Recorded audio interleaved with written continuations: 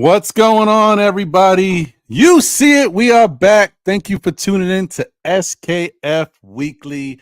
It's another wonderful day, a wonderful night. I'm joined by my brother, John. Jose's not here on the ones and twos, but we are holding it down in his honor. But look at this. Look at the special guest we got. None other than the Podfather himself. Mr. Simeon Russell is in the building. Salute. What's good, Sim? Appreciate you. Good. I'm good. I'm sorry I couldn't make it the other night. Saturday night. Yeah. Was it? Mm-hmm. Yeah.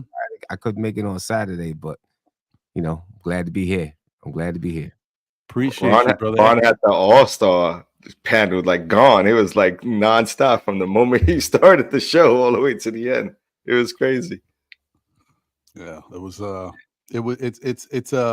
fun. I had an incredible time. Shout out to everybody who came through, all the different content creators. It's tough to manage when you got so many different voices and you want to get everybody included, but it's like get it off now because I'm going around. So it was fun though. It was fun. Congrats to you, bro. That was a good one. Yeah, thank you, brother. And listen, Tim, if you was there, you would have got this too.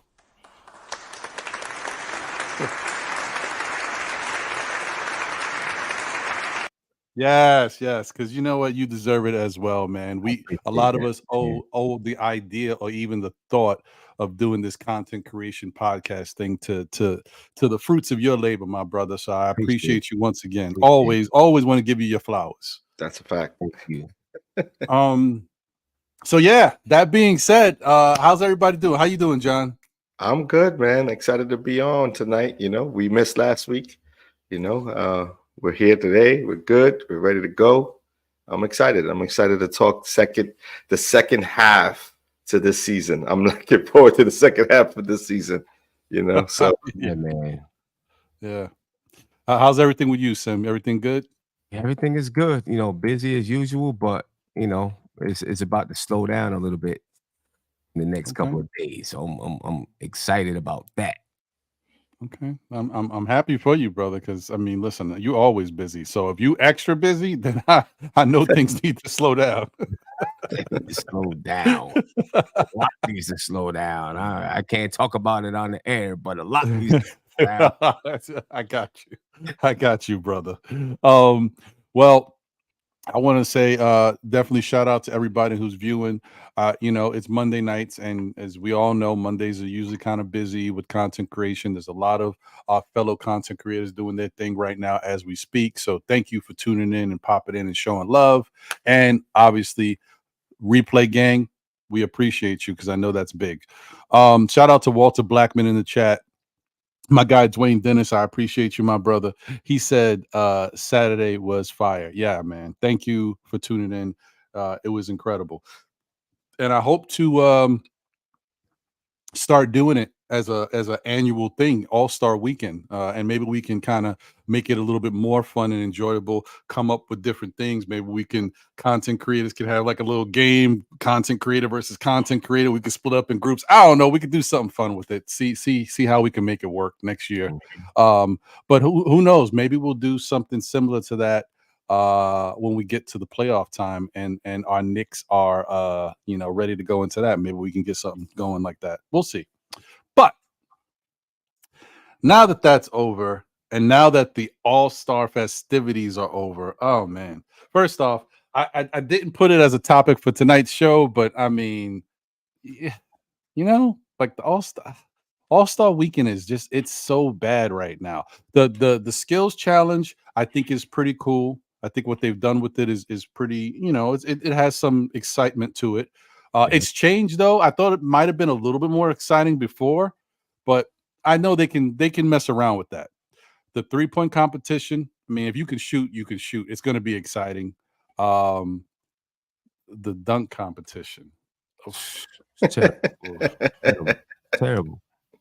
Oof, man. It's terrible. Ugh, it is so bad. It's like, at some point you got to say to yourself, listen, this ain't working. And I don't know, because this is not the first year that the fans have been complaining about the dunk competition. So you would think they would try to do something.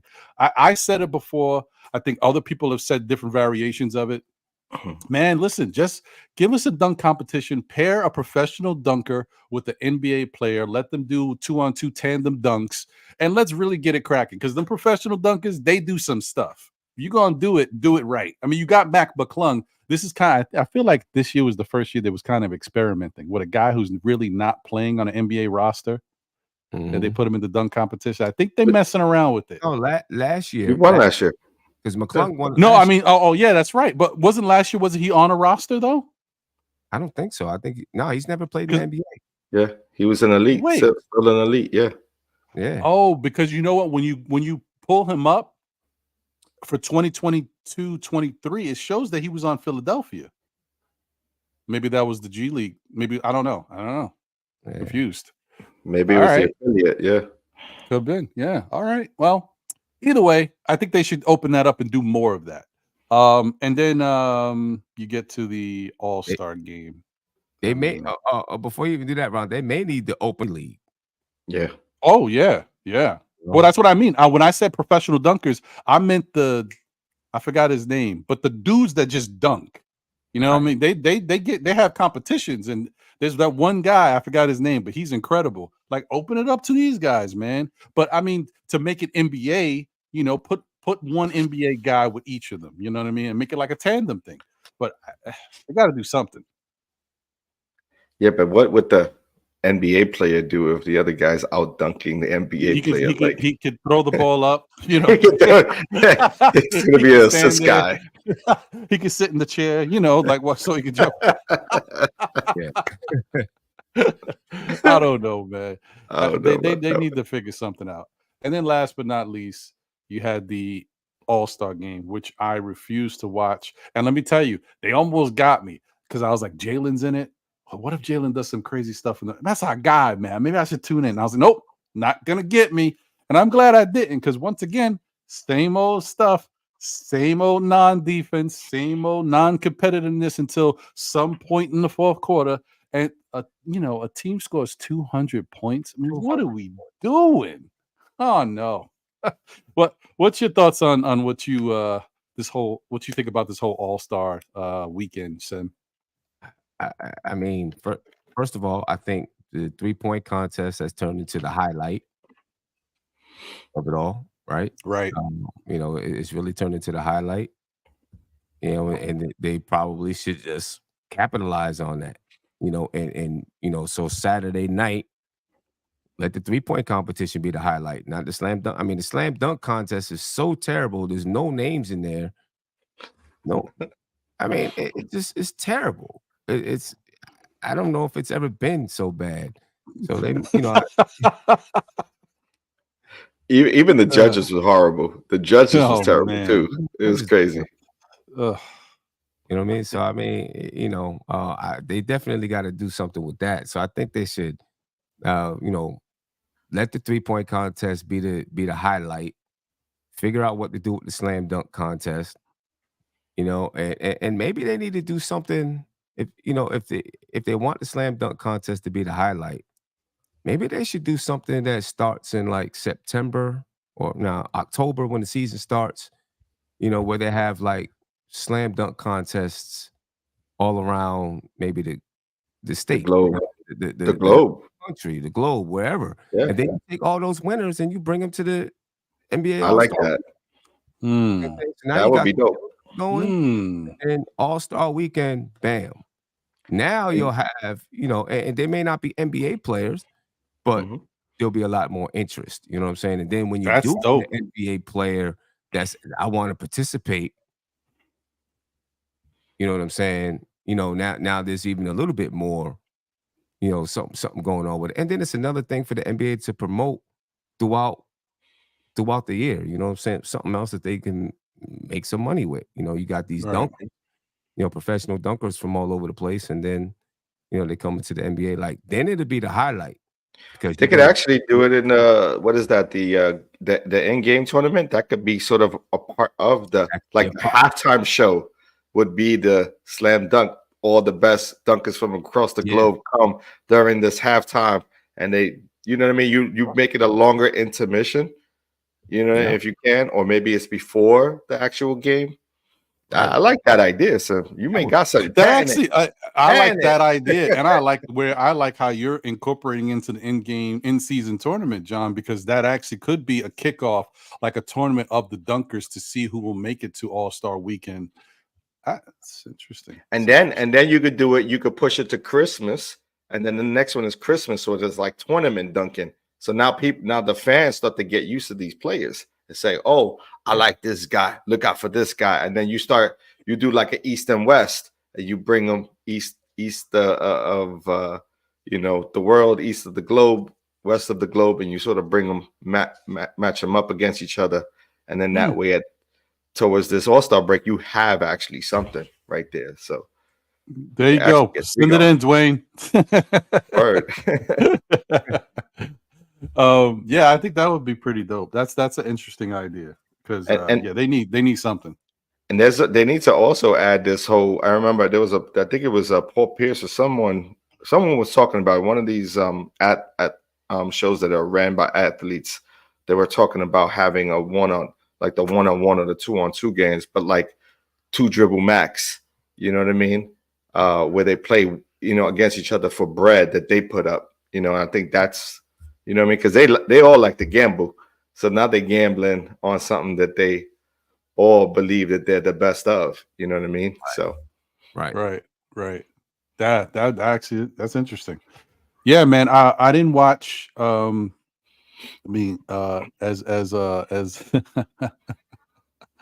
As Queen Steph likes to say, my affliction. My affliction is I don't have TNT, so I couldn't watch it anyway. But I did hear about it, and then I saw highlights of the stuff afterwards. And let me tell you, I knew the dunk competition wasn't going to be that great. I knew it was upsetting because I saw the highlight of Jacob Toppin's dunk, and I was like, damn. And then they were saying, what Jalen Brown didn't really compare, yet he got better scores. And then I was like, yeah, that's messed up. But then when I saw that fake trash D Brown looking dunk, oh my God, I couldn't believe you got that was one of the worst. I'm telling you, one of the worst dunks I've ever seen. This dude's like, boom. I was like, what? Right. That was horrible, man. And they gave him a high score. That was horrible. Yeah, there was damn near 48-6 or something like that. It was crazy. They gave him a high score. Jesus. Like, I mean, man, D Brown must be like, yo, what? Yo, come on, don't do me like that. Exactly. It was crazy. I mean, I feel like they wanted Jalen Brown in it just because of his name. Right. Could be. I mean, it does work if you look the jersey, Brown, Celtics. Yeah, I see what you're saying. He was the most popular guy there. Out of everyone in the slam dunk contest, the most popular guy. So it's like, well, we at least get him in the championship. Maybe he wins it. Then you could say Jalen Brown won it or something. Because Toppin's dunk was beautiful. Yeah, it was a nice dunk. I understand how that didn't get at least a 49. It was a beautiful dunk. The only part to it is when they miss the first dunk, it sort of takes away a little bit of the edge when it's like, oh, you get it the first time. But it still was a nice dunk. I agree. Even the Matt LeClung, the kid, his first dunk was probably the best dunk of the night because it was brand new.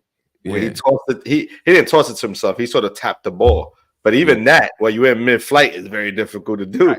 Exactly. You know what I mean? So it's like it was brand new. It was something new. The first time you didn't see it, you thought it was a mistake. And then he knocks it in the second time. You're like, oh, he meant to do that. So I don't know. You know what? That's I'm sorry. I'm just reading. Shout out to Kareem Grant. What up, twin? Appreciate you. Andios is in the chat, in the building. What's good? Dwayne Dennis, that's an interesting idea too. Like, how about an all-star game with the top 15 NBA players against the top 15 European players from Europe? And let me tell you something, them European players will go get it. That would actually be interesting. Yeah. That's a thought. That would be. That's a thought. The all-star game is just horrendous. I would never spend money to go see that, it. I don't care how many stars are there.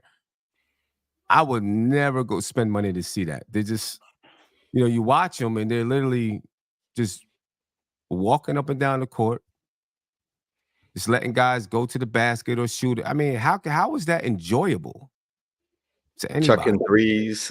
chucking threes from half court. Yeah. The highlight for me was Luka missing the dunk off the backboard. I was like, that's hilarious. I didn't see that, but just hearing about it sounds funny enough.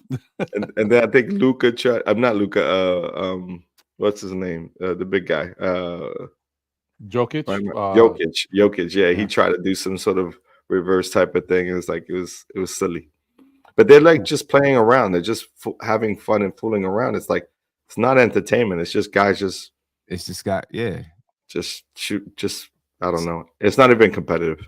It's not even. Right. It's not even open gym competitive. Yes, right. You know, it's like the end. Is you know when after you've played like 6-7 games and everybody's tired. Right. And then all the scrubs come on, and then you just like running, you just going up and down the court, like, all right, whatever. Yeah, it's like that, you know. Yeah, it's ridiculous. Just before your run is over, it's like that. I mean, and that's why I think like Dwayne's idea about opening it to European professionals is a good idea because it brings some true grit to it, because those guys would want to win. They want to be recognized. They want to be on the big stage. And it's safer probably than, because I always thought about in the past, I was like, why don't they just allow some of these, young up and coming, street ballers, guys who really play ball that have a name. But then I was like, nah, it might turn into above the rim out there. You gotta be careful with those cats. So I mean, that's how it's gonna be if you bring in the European players, because they have a different game out there. Just a little bit. Yeah, but at least they'll, they might rough it up a little bit. It might be a little bit more passionate, but they also know that they gotta adhere to some type of regulation. You bring street ballers, I mean, the wrong thinker.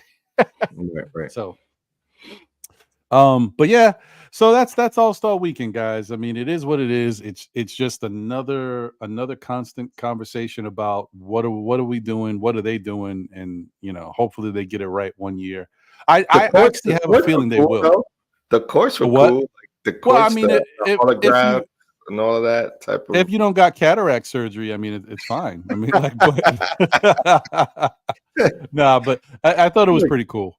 They were like LED screens and stuff like that. They were showing all types of it was pretty interesting. For the 3-point competition, it wasn't. I mean, from the highlights I saw, it wasn't that bad. I don't know how it looked.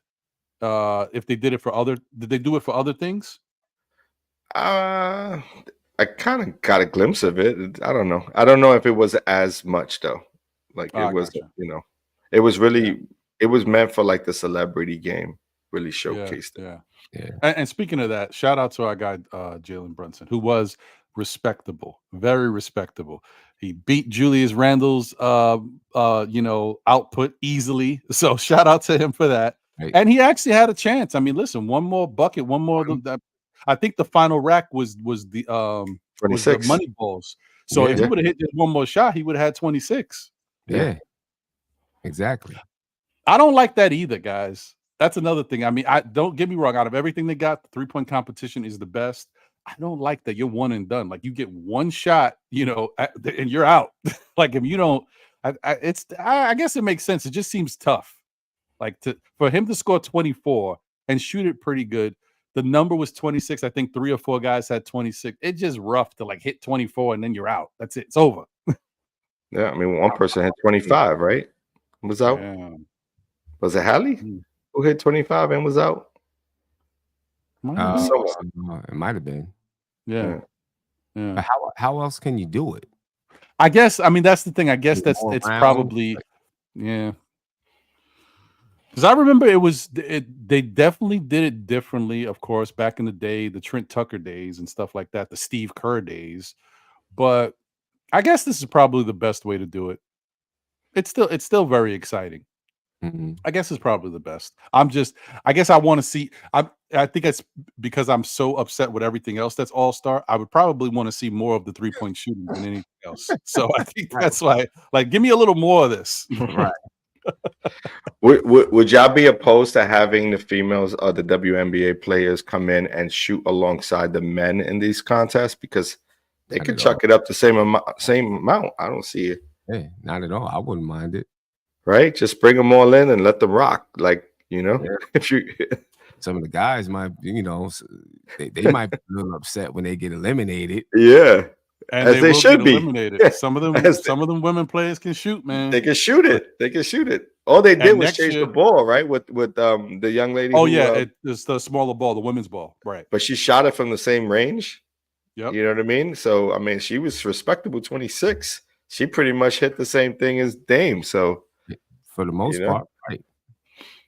Curry lit him up though. Curry was like, "Yeah, I'm still really the champ." Yeah. 29. And he walked off, skipping and everything. I was like, "Look at this guy." Listen, let me tell you something. Curry better enjoy that one more year, because next year when Caitlin Clark comes, it's gonna be a problem. Who's she bad, boy? She's tough. Girl can shoot. I mean, she breaking records and hitting the record shot from the logo. I mean, she's bad, bro. Ooh, okay, I can't wait, man. Once again, shout out to the chat. JJ, Brick Nation, Lion of Judah was good. Shalom, appreciate you, my brother. Craig is in the building. Sim's favorite guy. What up, Craig? Hey, shout out to Boulevard 73, a member of the channel. He said, salute Ron, John, Podfather, Sim. All-Star Weekend was trash. Me and my son was bored and spent too much money on spirits trying to get excited. I hear you, brother. Oh, man. Hey, man, it's tough. It's tough. It is what it is. Well, either way, that's over and done with. And now we're going to get back into some basketball. I think it'll probably kick off again maybe Wednesday. I know the Knicks play their first game back on Thursday. So I'm excited to see. We got I think that's it. 36ers. Yeah. That's an interesting one to come out the gate with, and we're going to talk a little bit more about that as we kind of get into the next 10 games. So I'm interested to see what you fellas think about that stuff. But I wanted to see where we're at right now, and let me see if I can share this. And I don't know if this is accurate. I tell you, I'm still fighting to find a good one. These injury status updates just stink. I can't get the closest one sometimes. There we go. So let's see. Here is ESPN, or as I like to say, BSPN, but it is what it is. So here we go. It looks like Bojan Bogdanovic, and this is as of February 16th, guys. So as I said, once again, it's tough to get the most accurate, up-to-date stuff. But as of February 16th, Bojan Bogdanovic is day-to-day. I expect that his calf strain is not serious. He'll probably be eligible to play on Thursday. They say Dante's day-to-day, and he's improving a lot. His is a little scary to me because, them hammies, man. But he didn't have like a grade A strain like Halliburton suffered. So I feel good about it. I probably expect him to be available Thursday too. Hartenstein is out still. I don't know how he's doing. They haven't really given any updates on that unless you guys are aware. OG's still listed as out. Robinson, we've seen him doing some workout stuff, but he's listed as out. Julius is still listed as out. But I think he's going to be ready to be evaluated by the end of this week, going into next week. And that's just to be evaluated. We still don't know, if they're going to give him the green light. Right. And then I know you guys are concerned and wondering about Dwayne Washington. Yeah. No. Not Dwayne, bro. Seriously, Dwayne too? Meet this guy. So, yeah, I mean, that's what's going on with the injury stuff, according to ESPN. But what do you guys think about what's going on with the Knicks injuries? If there was one or two players that you think might be available and ready by Thursday, who do you think that might be? What you think, John? I think you called it out when you said DiVincenzo and Bogdanovic. I think my biggest concern, though, out of all of the folks that are injured right now, timetable wise, is Hartenstein for me, because those Achilles, man. I mean, I've seen 2 ball players just like out for the season just because of it just tearing or popping right out because of soreness. Starts off with soreness and then it just weakens over time. That one you need to really, really sit and heal more than just a couple of weeks. So that's a bit concerning to me. Plus, we lack the depth in that position with Mitchell Robinson out, and right now, all signs, show that it's going to be a chores to hold down and Sims for now. And I just think the 2 of them, although they've shown, I think I love the way Precious is played, but I don't know if they're going to be able to hold it down, for this run that we need. Especially if we're without OG and Anunoby and Randall, because you lack the size and you lack the skill to score to that degree. Is going to be very difficult for guys like a Precious to pick up that pace and Sims. But that's the big concern for me is if Hartenstein is going to miss a significant amount of time. That 50 games is in jeopardy for sure. Yeah. Yeah. What do you think, Sim? You think those are the guys that I mentioned are the guys that most likely will be available, or you think somebody else might surprise us? Nah, I think it'll be Dante and Bogdanovich that'll probably be available after the break. Yeah, I mean Hartenstein. Listen, he probably came back a little bit earlier in the season. Probably came back a little bit early. Because and it was the same injury, right? His Achilles was strained or sore, whatever it was. So that just means it hadn't healed, and there's going to be continuous problems until he can like really rest it. You know what I'm saying? And then and if it's sore like that, like John is saying, if that thing pops on you, you're out for a while.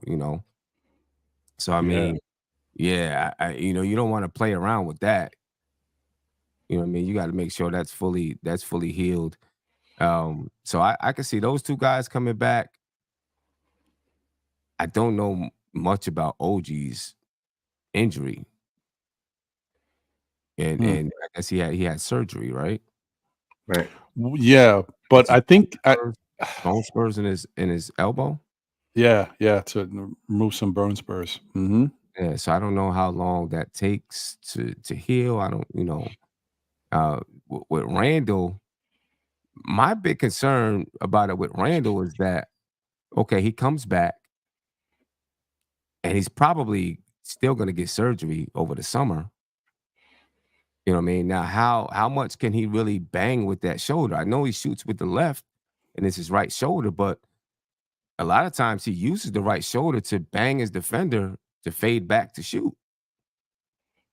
He's not going to be doing that. Is he going to be out now? Is he going to be shooting threes? How much is he going to protect that shoulder? You know what I mean? That's a big concern, Sim. That's one of the things I've been thinking about, man, because he's been flourishing by being aggressive and getting back into the lane, and that bully ball Randall has been working. And if he goes back into Randall, that was when we saw a glimpse of it early in the season when he was favoring the ankle. He wasn't going inside a lot. He couldn't get a lot of lift, so he was shooting the jump shot, and that jump shot really wasn't falling. Now maybe he's been in the season, and maybe he can get a little flow going with the shot, and maybe he'll hit it at a higher clip. It's still not the best looking Randall we want out there to help us succeed, though. Yeah, that's tough. Yeah. And it scares me because I know the way he was in the playoffs when his ankle was sprained. And when he doesn't play, when he can't play with the veracity or whatever you want to say that he plays with, a lot of his game goes down the tube. Right. You know what I'm saying? And I can see him, not being able to go full strength, and him, I don't know, maybe he even hurts the team more than he helps if he's really not full strength and he can't go the way that he normally would. Right.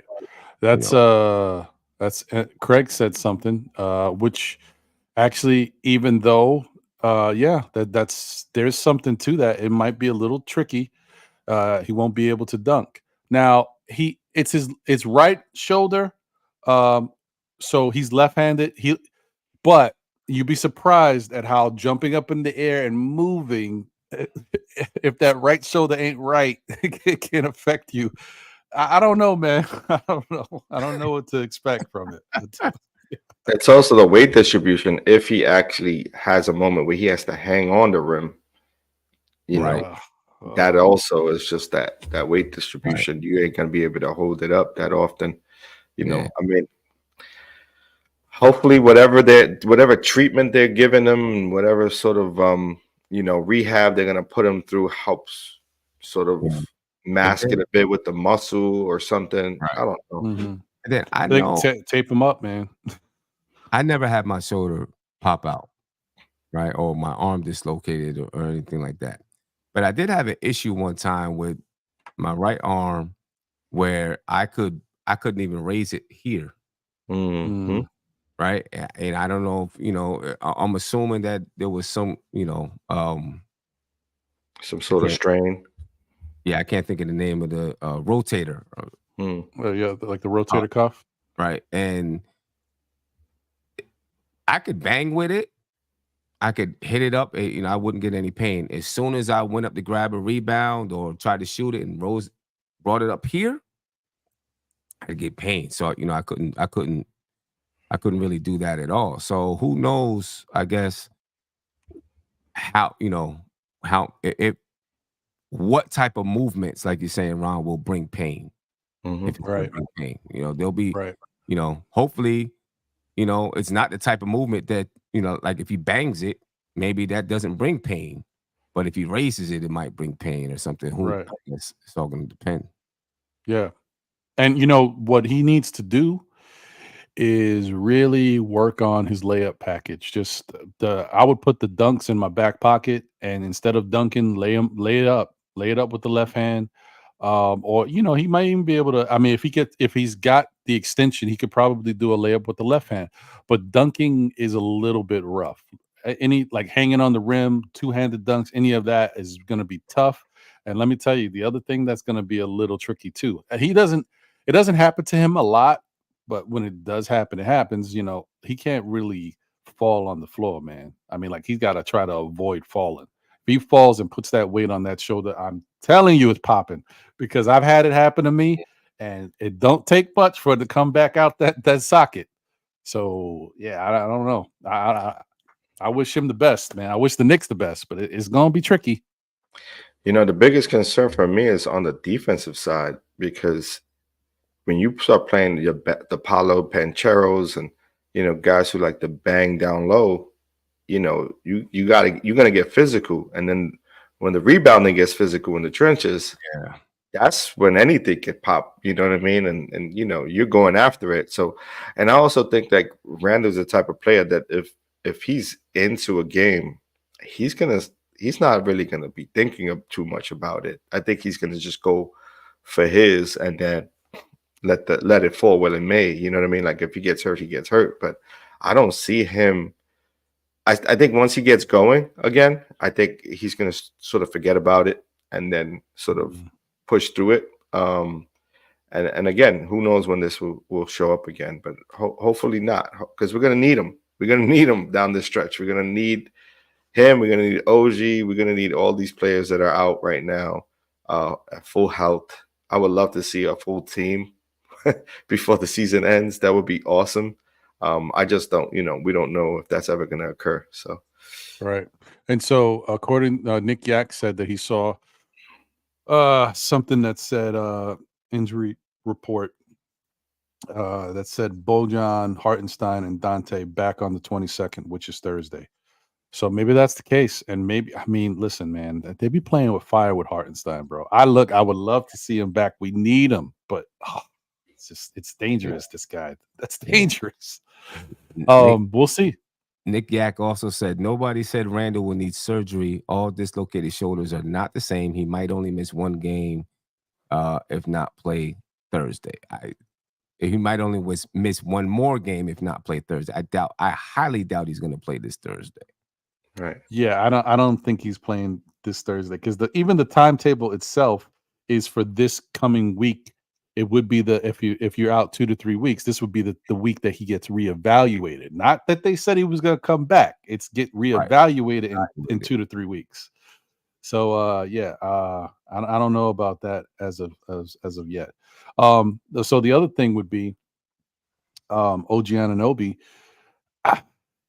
His is a little bit tricky too, just because he may be good to go, right? This week, by the end of the week, he might technically be good to go if he was someone else.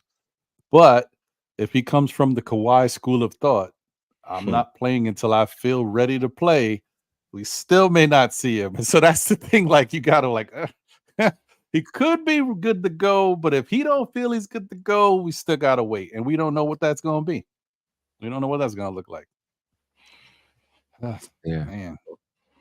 This is wild, bro. I know, man.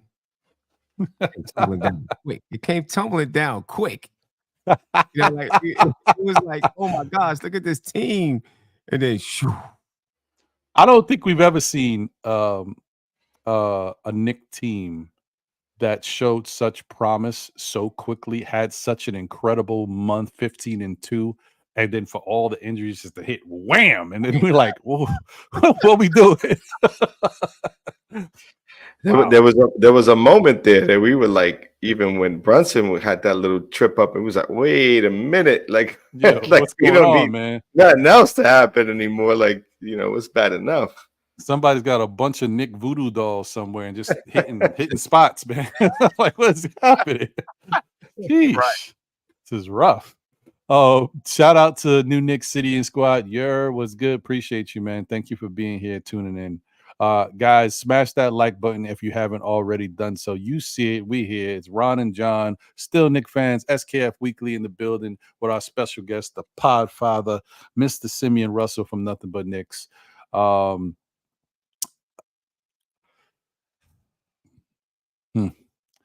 This is tough, guys. This is tough. I all I want to say is, because someone said something in the chat, and I don't know if I could find it.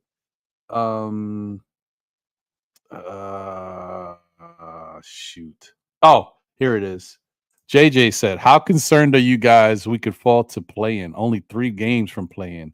I mean, that's a little bit much, because I can tell you right now, JJ, I've never felt as comfortable about a Knick team since the 50-game season, 53, 52, whatever it was, when we had Jason Kidd and those guys with Carmelo.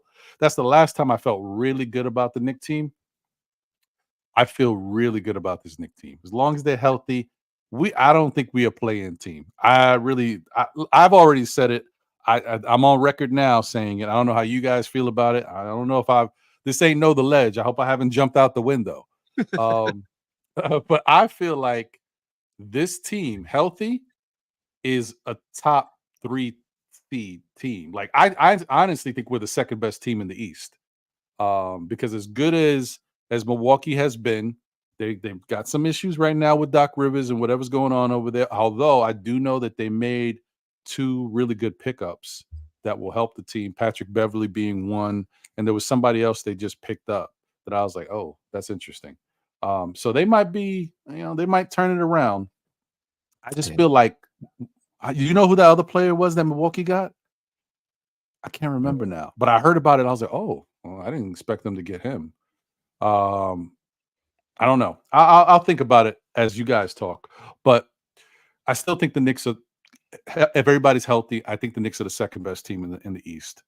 So that's to answer your question, JJ. I am not concerned about the play-in. I don't know how you guys, John. What do you think? You feel like that's something we need to be thinking about? I mean, granted, if we got injuries or somebody significantly is out and we're not going to get them back, that's different. But if everybody's healthy, what do you think?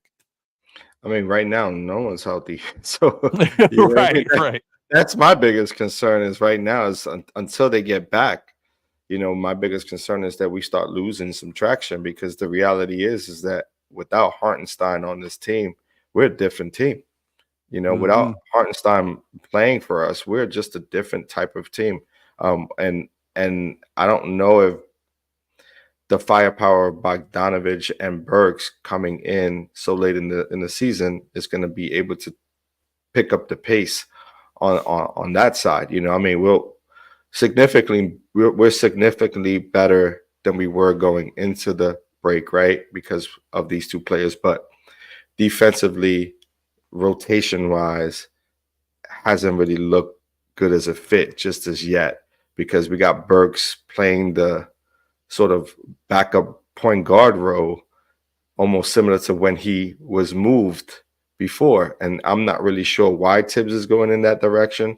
It feels like Deuce is the odd man out. It's looking like.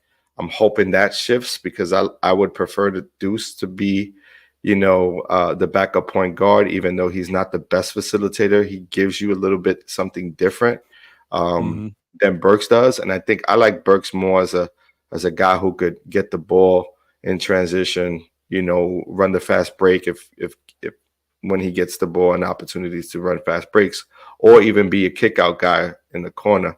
I like him more there than being the playmaker on the second unit. I don't know. I haven't seen I don't know what this looks like yet. You know what I mean? Because I think the pieces aren't there where they need to be. But I don't know. I'm a bit concerned. I'm a bit concerned that we could start dropping, especially if Hartenstein misses more games, and God forbid any other players, go out limping. That's my concern, is health. It's really about health. If we get the guys back, then, I definitely see us as a number 2 seed, number 3. I already said we're going for 50 this year. I don't know if we're going to get there, but we'll see. Well, yeah. What you think, Sam? You think this play-in thing is something that might creep up on us? Man, I mean, the scary thing is there's only 27 games left. Yeah.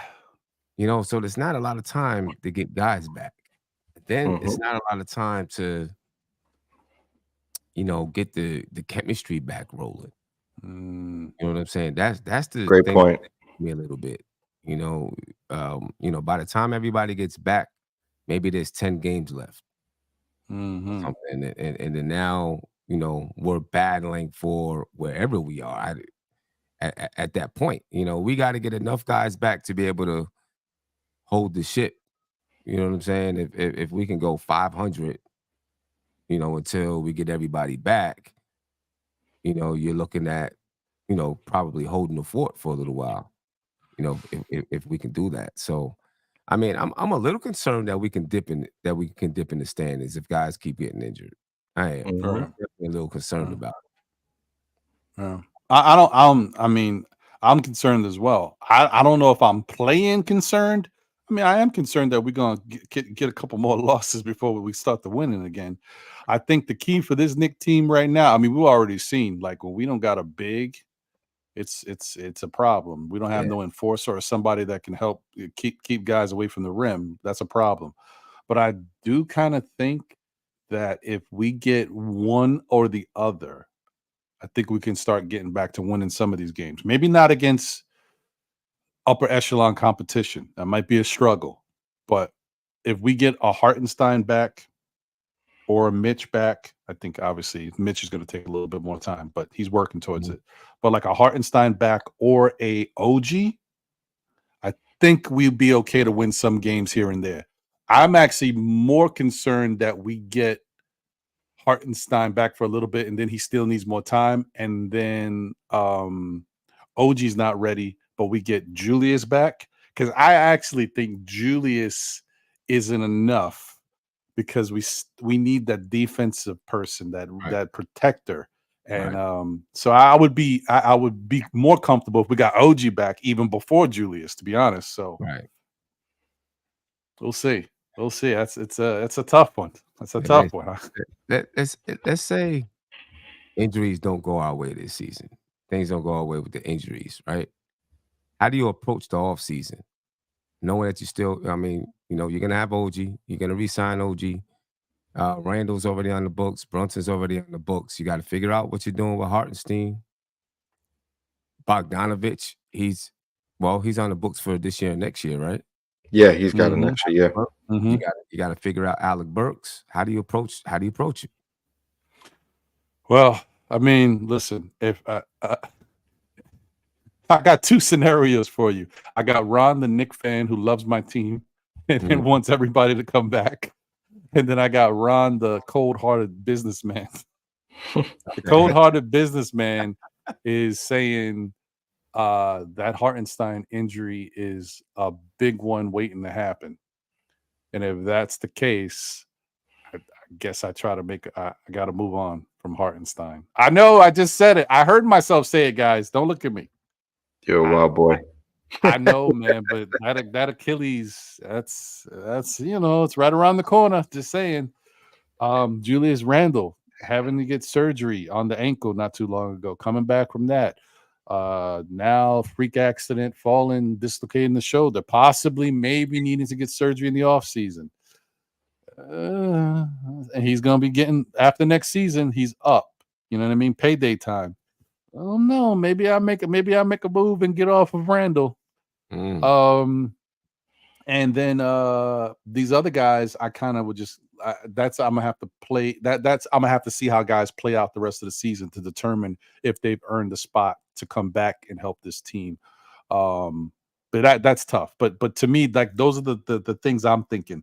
Is Hartenstein somebody I'm ready to gamble with now with that Achilles type strain injury? And it's Julius starting to break down in front of my eyes, like little by little. I mean, what upset me injuries, though. I know, but that's what upsets me the most, bro. The ankle thing, that could happen. But the way he dislocated his shoulder, like the way he came down, like that's not like no one ever drops like that. I know, like what? That's not a common move. Like I'm like, geez. I mean, what is that telling me, man? I mean, the dude jumped under him though. Yeah. And he had to find a way to brace himself. Yeah.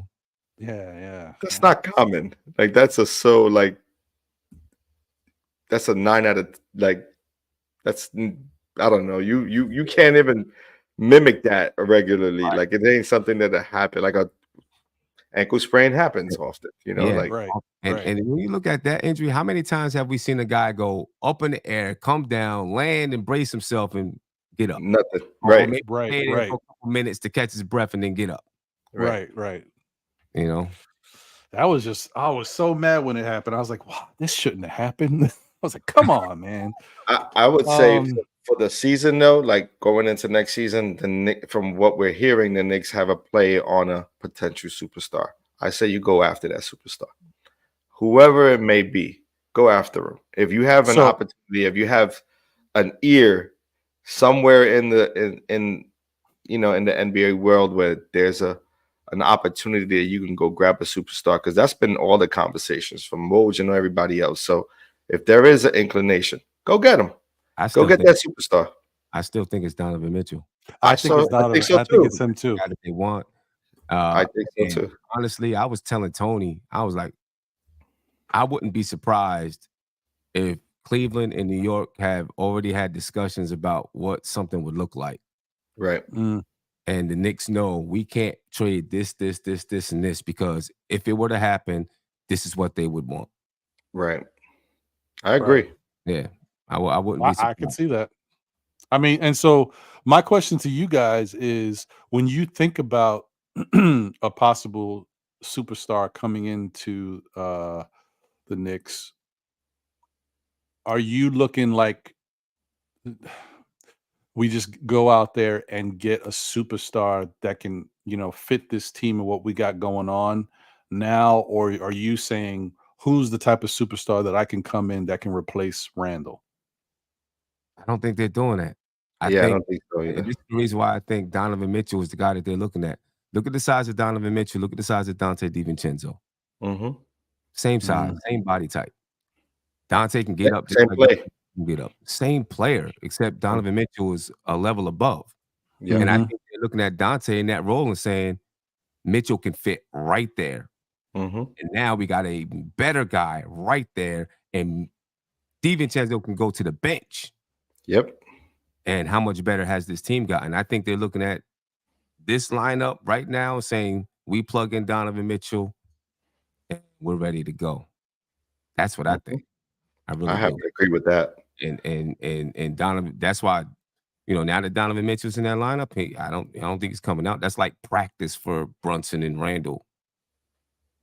They don't play exactly alike, but they got a similar game, and Donovan Mitchell can do things that DiVincenzo does, but as far as coming off screens and shooting threes and things like that, but then obviously he can create his own shot and do what he does. So yeah, that's why I kind of see them still looking at Don.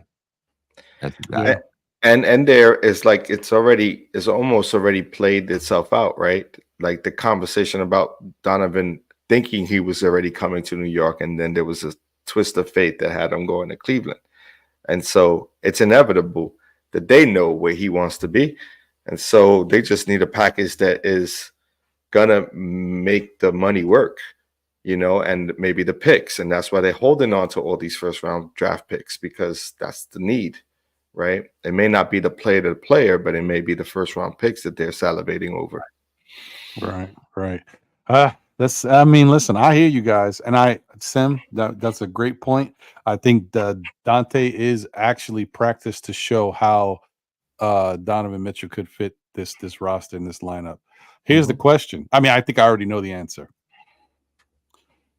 What if Cleveland says, okay, we'll do this? You obviously have other pieces in mind, and we want those first round picks. We want Dante DiVincenzo. They do it. You got to do it. You got to do it. You got to do you it. Have to. Ooh-wee. You got to do it. That's a tough one, man. I feel like this is deja vu all over again, bro. I feel like this is Quentin Grimes all over again. But now we know that he's better than Grimes. But I don't think that's the guy that they're looking for. I really do think that they believe in the guys that they have, and they know they're going to be moving on from Donovan, and they think to get a maximum amount of picks, and they got to get the money to match. Gotcha. I only said it because not only does DiVincenzo give you Donovan Mitchell light and more defense, but that contract is super team friendly. Right. So, but I hear you. If it's up, you got to do it. You got to. It's a business move. People, people go crazy. You mean you're not going to trade DiVincenzo for Donovan Mitchell? Right. You know how many fans have already hit us with the why do you want Donovan Mitchell? DiVincenzo's better than Donovan. I'm like, whoa. Hold on. He's very good. Hold on. Yeah, it's tough. So here's the thing, guys. I don't know if you guys have taken a look at the next 10 games. Oh, you're gonna do that? I'm sorry. I'm not loving the next 10 games. Not loving them at all, especially at a time where we're trying to get healthy. Right. These next 10 games couldn't have come at a worse time, to be honest. The only benefit. Go ahead. This goes back to me being even more concerned because I think the Magic have the easiest schedule moving forward, right? Is it the Magics? I believe they and Cleveland. It was Cleveland. Cleveland has a really easy. They have the easiest schedule. So if they're healthy now. So if Cleveland's healthy, you automatically put them in two potential, behind the Celtics, right? Because I don't see the Celtics falling that far off. And then you got the 76ers, depending on how they roll back, because they haven't lost that many games when it beat out, right? So they're not the issue, right? Right. I think Milwaukee's the only team that has some sort of losing streak right now because of Doc being there. But do you think that's going to hold up? And the Magic look like they're turning the corner. The Pacers are playing well. So that's the big concern for me. Now we got 10 games coming up and you're going to talk about it. That's the concern. You know what? When you say it like that, I tell you, it doesn't feel it don't because of the injuries. It's the injuries, bro. If we weren't injured, I'll be all in. Like, we got this. But man, damn. I'm not feeling all warm and toasty about this. And look, I seen someone, Greg said the Knicks would have to trade Julius Randle for Donovan Mitchell, the Knicks wouldn't have to trade Julius Randle for Donovan Mitchell. Right now, Donovan Mitchell is on a contract that the Knicks could actually afford to make, especially with Bogdanovich making $20 million. Right. The Knicks could afford to make that trade, and then his contract is over at the same time Randle and Brunson, right? Have the same. Yeah, like his contract ends, and then I think that's their opt-out year. Hmm. You know what I mean? And to be honest with you, like for the Knicks, it's best to do this deal now. Like over this summer, it's best to do this deal. I wouldn't be surprised if the Knicks put the full court press on Cleveland this summer. Right. Really. Yeah, I hear you. Donovan Mitchell makes 33.1 this year. He makes 35.4 next year. And then he has a player option, for 25-26. His player option is $37 million. Right? The Knicks, Randle makes 28.2 this year. He makes 30.3 next year, and then he has an opt-out. Right? Or he can opt in to $32.4 million. Brunson is 26.3 this year, 24.9 next year, and then he can opt in or he can opt out. If he opts in, he'd make $24.9 million. Right? The very, very best thing for the Knicks to do, if they could, is trade for Donovan Mitchell this summer, and then by the end of next year, try to convince all three of those guys to opt into their contract, right? And then extend them afterwards. Like the way Josh Hart did. He opted into that $12.9 million, and then got an extension. You know what I'm saying? If the Knicks could do something like that with those three guys, because when you look at 25-26, the Knicks have $106 million committed right now. 25-26. But 26-27, when they, once they traded RJ, they only got $37.4 million committed.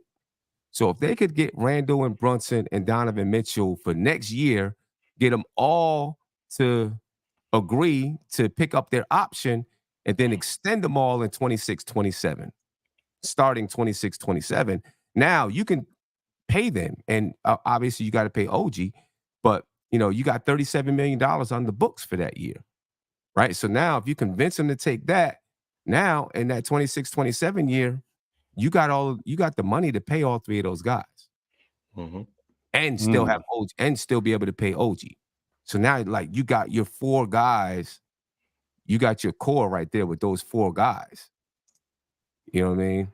And Josh Hart would still be on the books. Dante DiVincenzo would still be on the books if he's there. Right. Because those are the only guys on the books for 26-27 right now. That's why I wouldn't put it past the Knicks putting the full court press on. I mean, now's the time, and now actually Donovan might actually have some real leverage since the last time around. He hasn't had real leverage since he was with Utah, and he didn't really enforce that leverage at that time. That will shift the way we look at the center position, though, for sure. Like a move like that in the summer will either dictate whether we bring back Hartenstein this offseason. If we go all in with Donovan, I don't think we'll have enough to pay Hartenstein. Right. We would have to go in a different direction at that point. But you make that move. Move, yeah. I guess it depends on how you traded for him, because right now the Knicks have the contract to make the trade. Right. So if they traded, he makes money-wise, Donovan Mitchell makes 34 million next year, 36 million. Money-wise, he makes 35.4 million next year. Right? So to make the money work for the Knicks, just talking about the money, Bogdanovich is 19 million. You got, and then you have, they're going to try not to trade Josh Hart or Dante DiVincenzo. They're going to try not to trade those guys, but you can trade those contracts. Those contracts are pretty long. Cleveland might not want to deal with that. Mitchell Robinson's contract. As a matter of fact, you can take Bogdanovich and Mitchell Robinson, and that basically is almost the same amount. Obviously, they may not have a need for Mitchell Robinson. So right now the Knicks have the contracts to be able to get it done. That's why I think they might try to make a full court press on Donovan Mitchell this summer. Throw all their draft picks at him, guys in trade, and try to get those guys on the books so that they can then re-sign all three of them for 26, 27. And Burks is off the books this year. Burks is off the books this year. Yep. So, do you think? I mean, we know Donovan is the guy, and like most likely the guy they would target.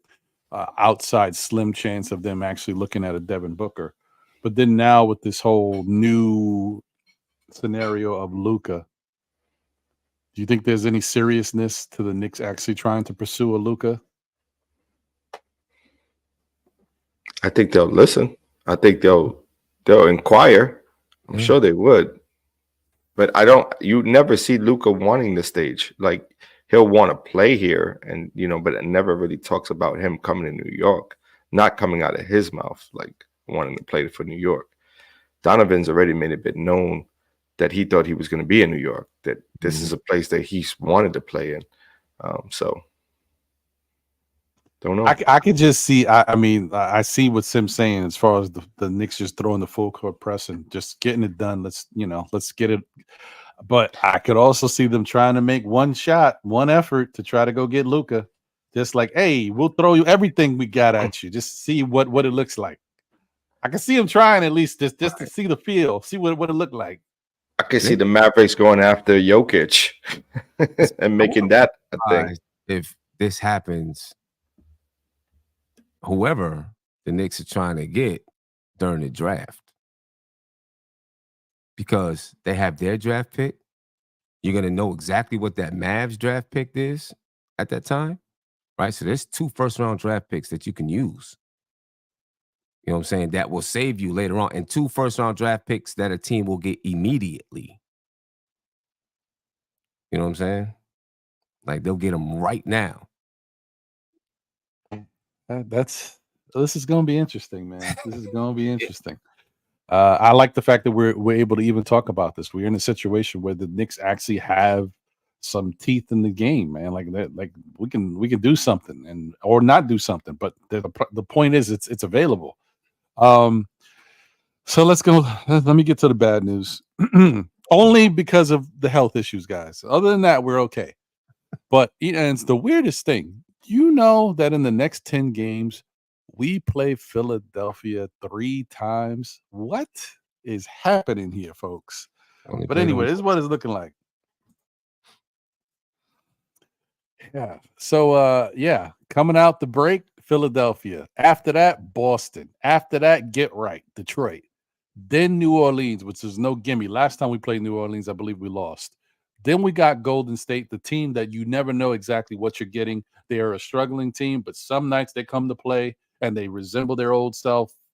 Don't know about them. Then you got Cleveland, and Cleveland is ready to stomp us into the dirt after what happened in the playoffs, and they're playing really well. Although we might be a really good test. By the time we play Cleveland, we could have some really good pieces back.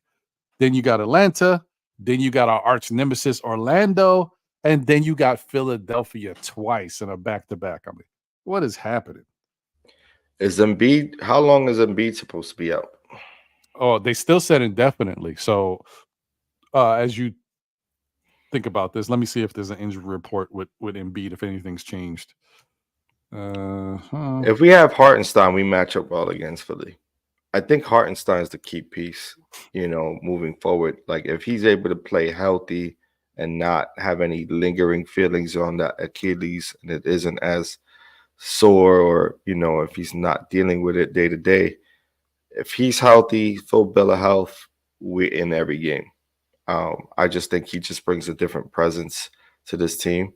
And then, granted, having DiVincenzo back as well, I think, and Bogdanovich, I think that's key.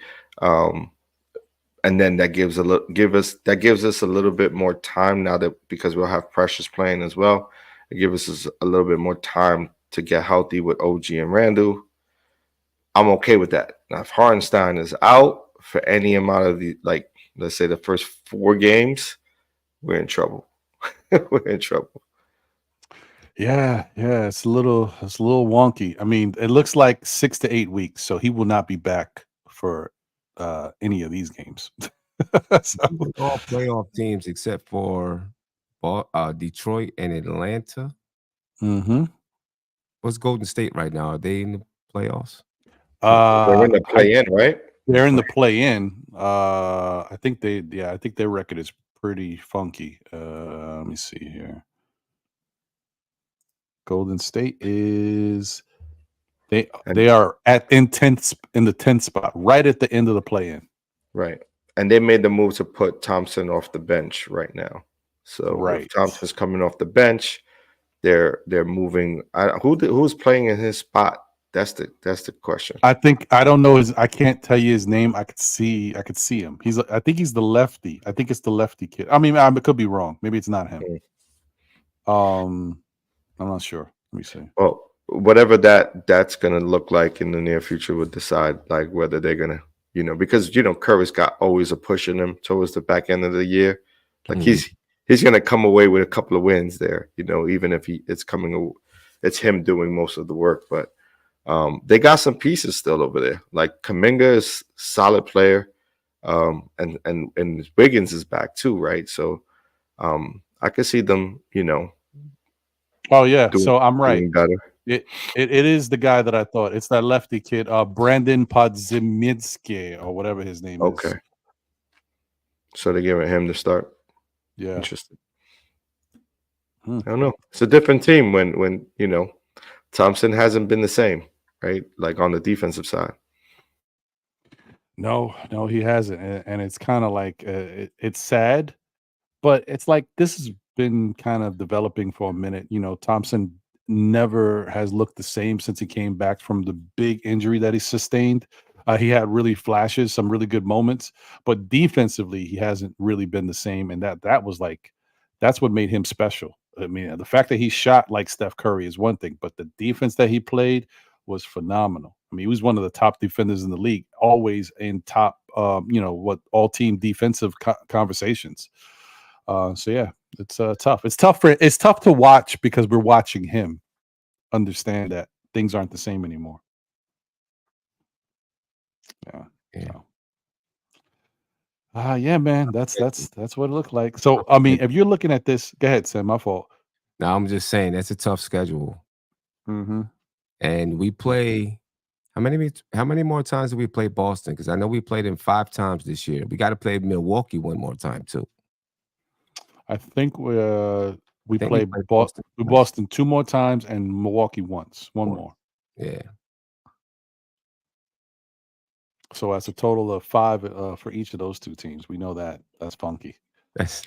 And we haven't seen Cleveland that much this year. So this will be the first with Cleveland. So we probably got like how many more with Cleveland? Well, we played them once. We played them once already. Okay. So we got this one, and we should probably have 2 more against 2 more. Yeah. This is a tough schedule to open up. Yeah. The second, it's a tough schedule to open up. Yeah, this is let me I gotta look, guys. I don't want to, but I'm sorry. I'm just gonna go ahead a little bit. So let me just see what's going on here. So after Philadelphia, Portland, then Sacramento, Golden State, then Denver. Let me see notables. So Sacramento, Golden State again, right? Denver. What's another notable? Toronto could be, maybe. Oklahoma again. Oklahoma was beating the dust off us, man. Jeez. Then we got Miami. Then we got Sacramento again. Oh, what? Oh boy. Yeah. Well, I mean, looking at injuries, we got a tough schedule. Yeah. Then we got Milwaukee towards the end in April, and we got Boston also in April. Yeah. I mean, it's not crazy, guys, if we healthy, but the fact that we don't know what this team is going to look like up and down, that's the thing. And Fabian Williams said we played Cleveland back to back. Yeah, I remember that. We lost 1 and won 1. Because we played them October 30th and October 31st or something like that. Right. Right. Because I think I went to the Garden for the Garden game. Because instead of opening night, we went to the Garden for that game. Oh yeah, that's right. Oof. Well, that's what it's looking like, guys. I don't even know how to. I'm not even going to ask anybody. I'm just going to get it away from me. I don't want to see it anymore. I'm not even going to ask anybody what we think is going to happen over the next 10, because it's just too unrealistic to know what we're dealing with. What do we have to go out there with? You know what I mean? Right. So I just don't want Knicks fans to panic and say, "Uh-oh, our season's over," before it even really began. Like we okay? I mean, No, there's a reality here, right? Where you need talent to win games. You know, there comes a moment in time where, yeah, absolutely, you got the players that you have, and everybody has to play well and gel together. That's without saying, right? That's with every team. But when you think about a playoff run and a team that's going to be in it to win it, you need health. Health is a primary piece of that. Like any team that wins a championship, you look at that team, they got healthy at the right time, and they had enough time to get in the momentum swinging in that direction so they can make a run in the playoffs and to a championship. I mean, health is a part of it. It really is. So, you know, I get it. Next man up. You have to have the mentality, but at the end of the day, you need talent to win games in the NBA, and you're going to come across teams that are just more talented than you are, you know, at any given time. So, yeah, agreed. Shout out to Knicks 100. You're just a victim, Knicks 100. You fall into the trap of watching a show with live content. I appreciate you. I see you said it. That we played the Cavs twice back to back. But you got to understand, when you're doing a live show, there's other things going on. I'm looking at two different screens. You know, Tim called it out because he saw what he saw. And not everybody sees every single comment when we in a conversation. So it's not like nobody's, not, Knicks 100 said it. Don't say that. Like nobody's not trying to say it, brother. We appreciate you, man. Yeah, man. Sometimes you miss things. It is what it is. But I appreciate you, my brother. You know how we give it up. Shout out to everybody in the chat once again. Smash that like button for the show, man. Appreciate you, Craig. You know how it is. Space Ghost, Jet Life for Life, Knicks 100, Fabian Williams, Anna Grill, Sherwin. Thank you guys, man. Appreciate all y'all for coming in and showing love on this busy podcast night. Bricks Nation is in the building. Nick Yak, sure. I said that already, but you get it. Anyway, quick question. These rumors about Nerlens Noel, do we believe them? Do we not? Do you want him here? Do you not? I'm afraid to touch the guy. I'm like, no. Well, he's afraid to touch the ball. What do you mean, John? Like, that's what I'm saying. I don't want to see that happen again. Oh boy! If we have nobody else, I guess. He's played under Tibbs. He knows what to expect, I guess. You know what I mean? I guess I wouldn't be opposed. There's nobody else we can go get. Man, I would make a call to China and bring Dwight Howard in before I go after Noel. Like, I don't care what he does off the court. Like, you know what I'm saying? Like, that's his business. Like, just come in, play some basketball, protect the rim, do exactly what Mitchell Robinson does. Like, real simple. Keep it simple, man. Like, this guy can't catch a lob. Like, no doubt about that. He can't. Maybe he worked on it. He's not even playing in the league, right? Nah, nothing. No, I haven't seen him anywhere. I mean, unless he's somewhere that I haven't noticed. But I think he's a free agent. Is the NBA against like players wearing those hot hands? Remember the hot hands that allowed you to catch the ball back in the day? I mean, I guess I'll take Taco Fall before I go after Nerlens Noel, bro. Seriously. Just a big body. Give me the big body. I said this before. I think the Knicks missed the boat. I don't think they prioritized it when it was happening. But as soon as Bismack Biyombo hit the market, I said, why don't you just go get Bismack Biyombo just as insurance? Have him. I know he's not great, but he's adequate as far as he can catch the ball. He can rebound a little bit. He's got some some girth to his body.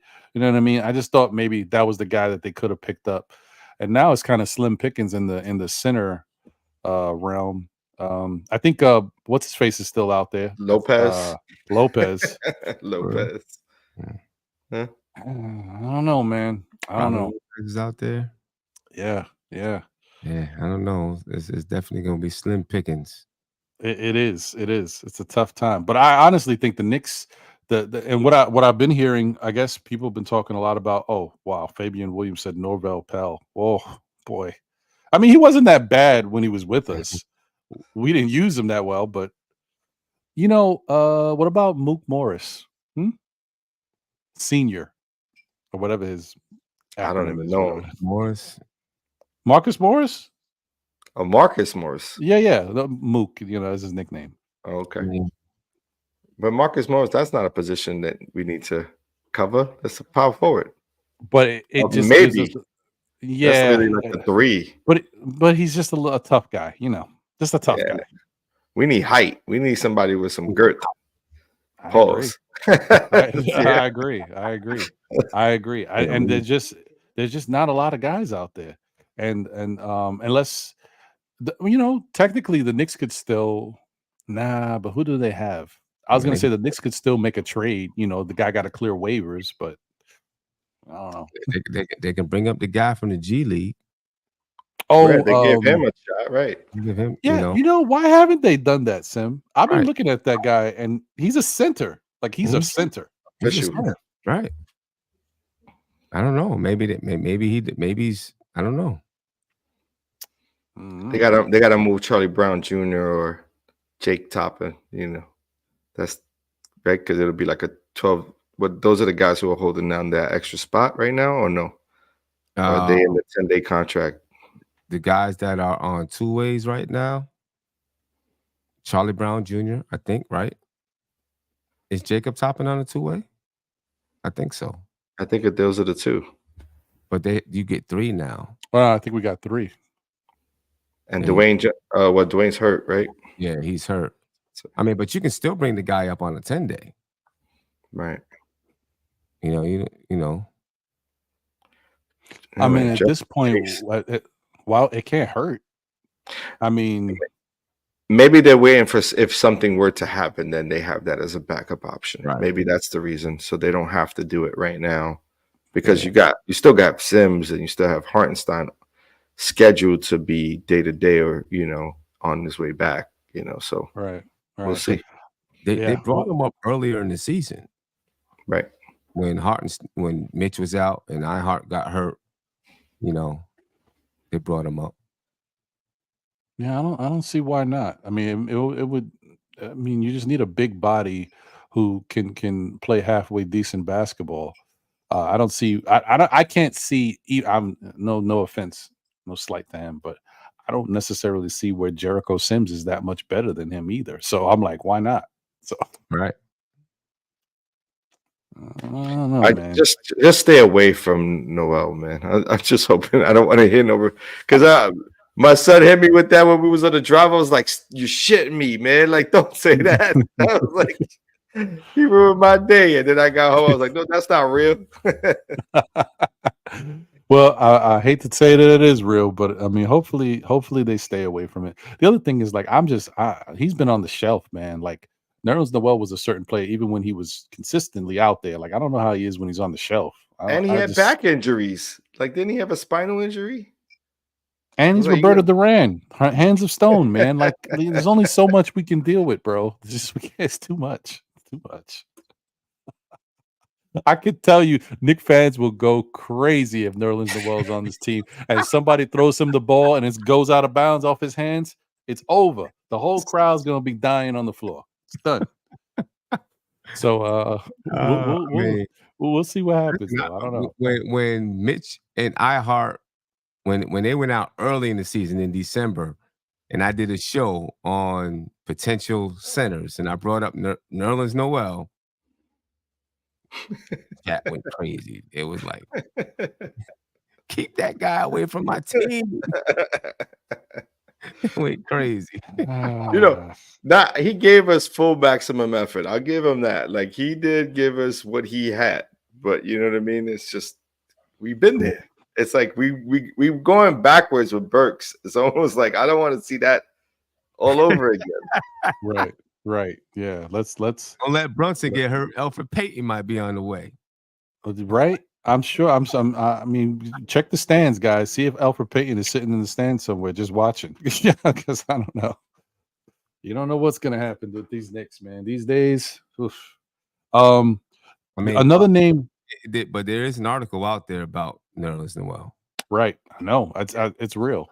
Another name that was floated out there before was the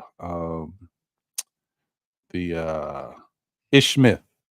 Now I know that he's a totally different situation, different position, but Ish Smith is out there, and he's someone who always wanted to be a Knick, added to his roster of teams that he's been on, and we have been a little concerned or worried that we don't have enough playmaking coming off the bench, and if Deuce is someone that can carry the load. You guys consider Ish Smith at all? I know Clyde would like it, but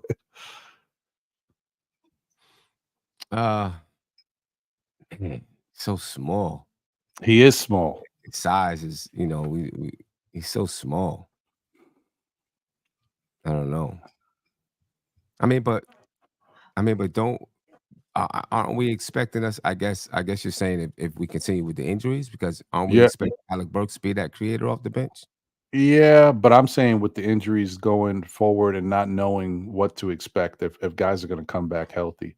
Now, if we get everybody back healthy, then I don't think it really matters. You don't have to worry about finding some lightning in a bottle somewhere else. But right,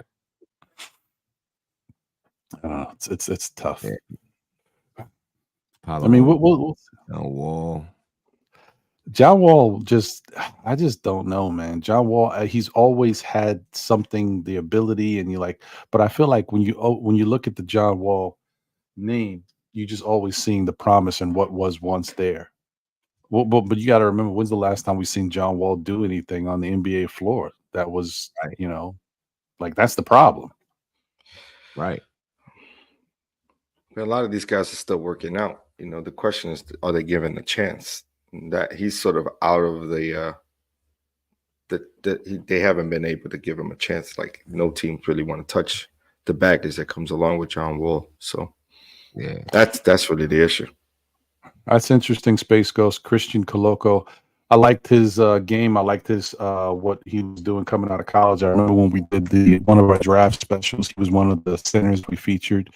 But I don't know, man. The other thing about the Knicks is they're not in a rush. Like they don't seem to be as worried as we are with regards to just going and getting somebody. It seems like they're just kind of going through the motions, and maybe they know more than we know. So they're like, we have a feeling one of these guys is coming back and that'll hold us over. So I don't know. I don't think they're not hitting that button.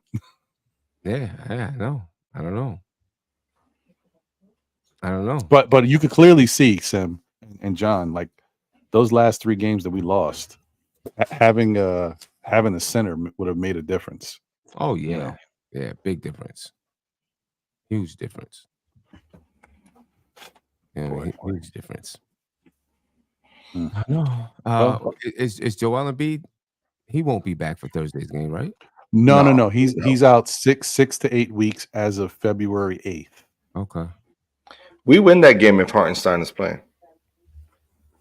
If we get DiVincenzo Boggy back and we get Hartenstein back, yeah, I agree. We win in that game. Like I agree. There's no reason why we should lose that game.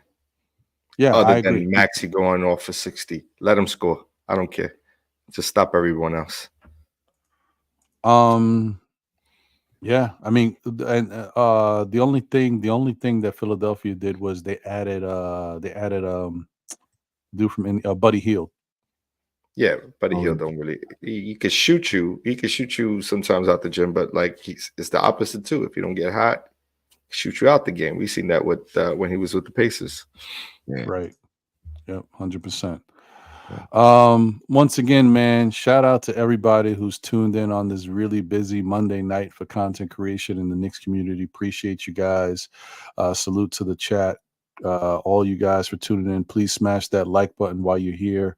It really benefits the show and shows YouTube that we out here rocking, man. And plus, I mean, we got the Podfather Sim, Mr. NBK in the building. Thank him for being here and rocking with us.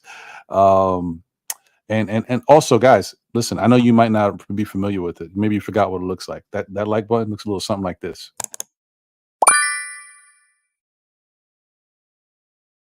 So yeah, please hit that if you haven't already done so. And I really want to thank everybody for tuning in, man.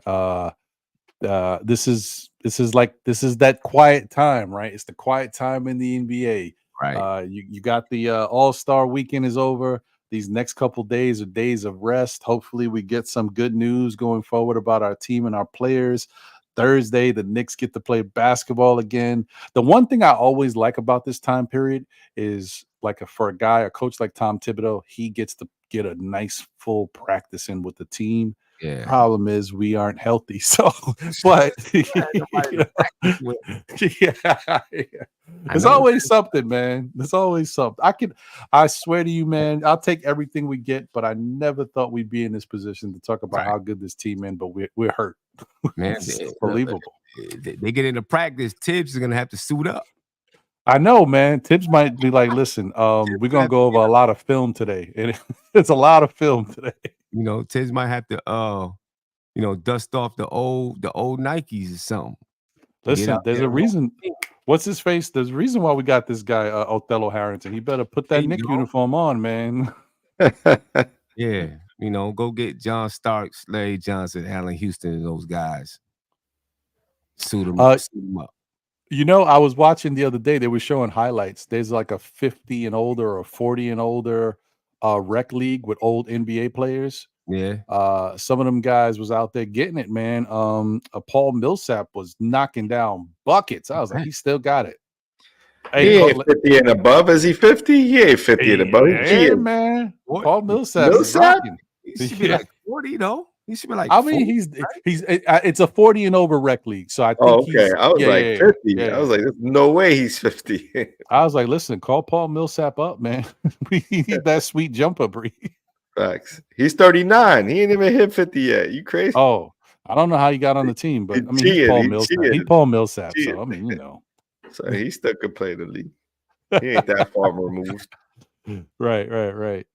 Shout out to Apollo. I appreciate you as well, my brother. Yeah, man. Well, that's pretty much all I had for tonight.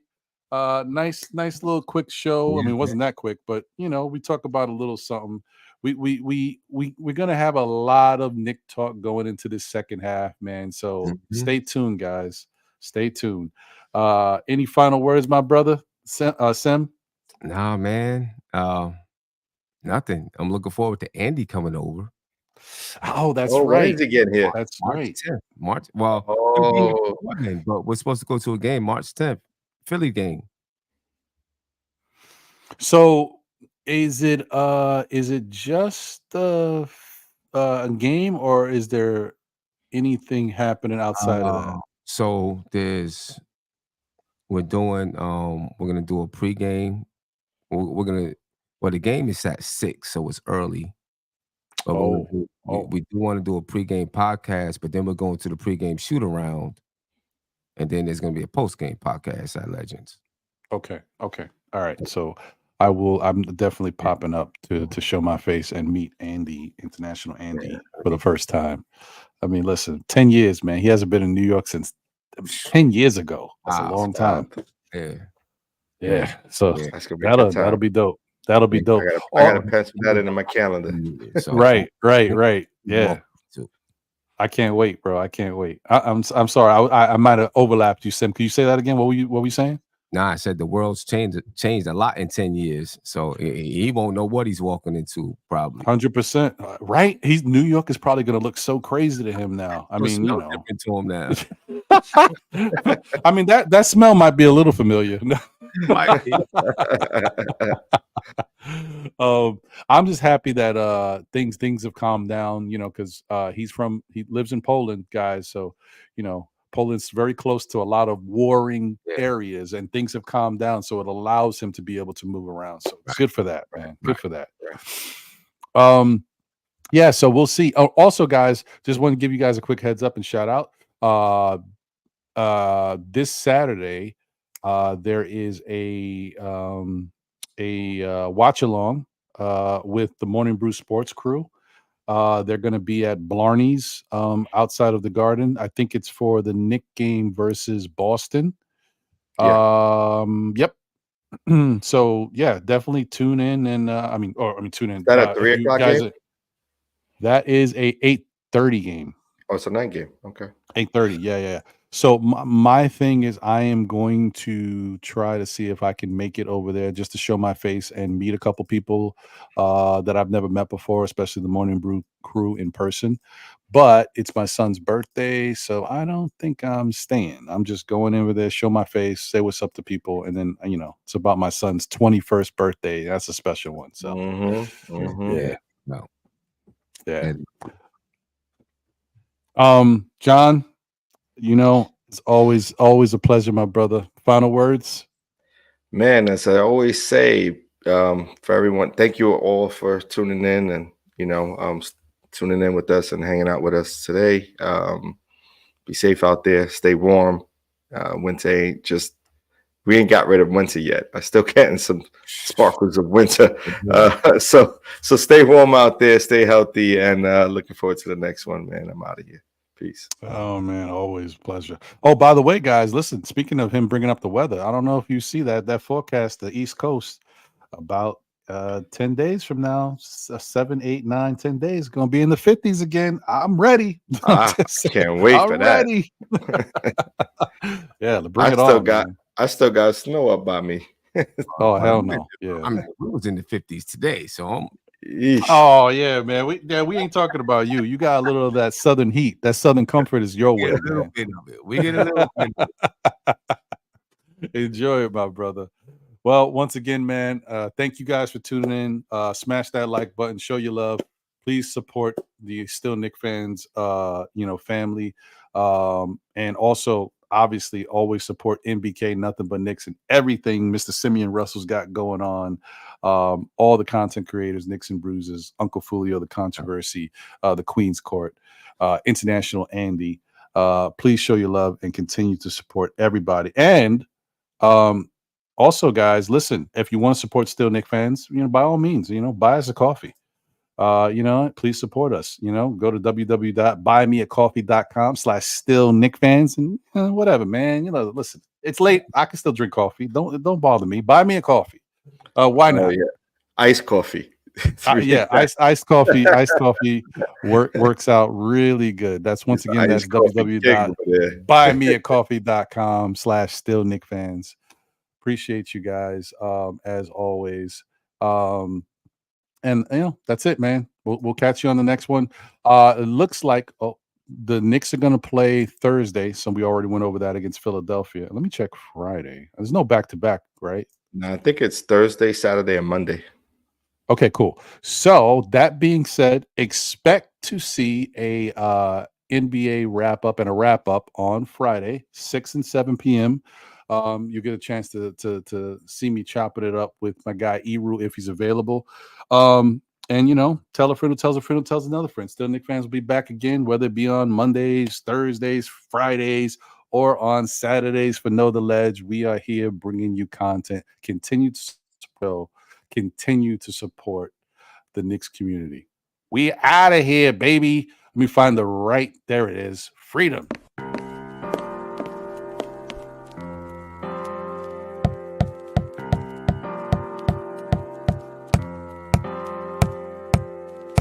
Freedom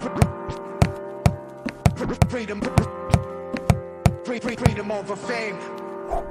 Freedom over cycle stays the same.